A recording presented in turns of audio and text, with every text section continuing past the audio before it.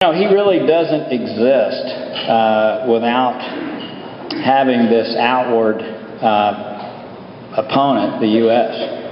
I mean, this is his way of, first of all, showing the military regime that's there, but also gaining attention. And, you know, I sat down with former foreign ministers in China. I had lunch for about 2 hours with a lady that has been highly involved in those issues. What China will tell you is that what he wants is recognition from us that he's a world power. What we say back to them is, look, you're the only people that really can deal with this leader. I mean, economically, they're totally dependent upon China. But it's hard to determine. I mean, he's very rational.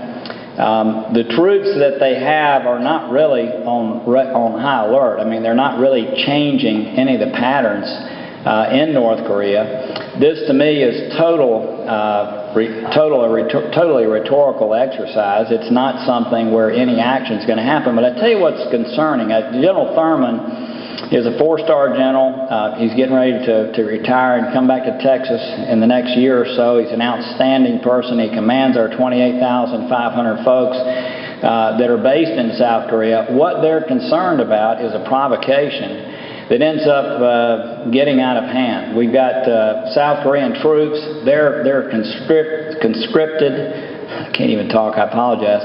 They're not like the professional army that we have. They basically come into service for 22 months. They're out on these borders, again, not trained like the folks that we have, and what they're concerned about is that one of them fires artillery or does something that ends up escalating out of control. And so that's what most people, they're not worried about an assault coming down.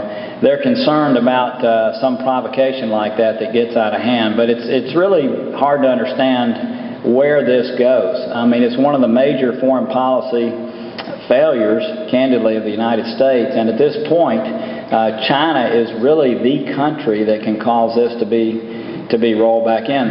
Again, the problem there is they've got so much on their plate and all they really focus on right now is stability within their country. They are obviously pushing out some in the territorial waters, but it's hard to really see how we get the genie back in the bottle. I mean, he's much more advanced than Iran is at this point.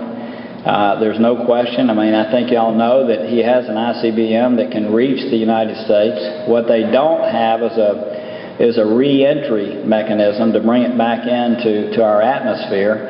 But as soon as that's developed, if it's developed, I mean, North Korea is a serious threat to our country. Again, towards what end, it's hard to understand. Economically, I think you know the people of their country are deprived.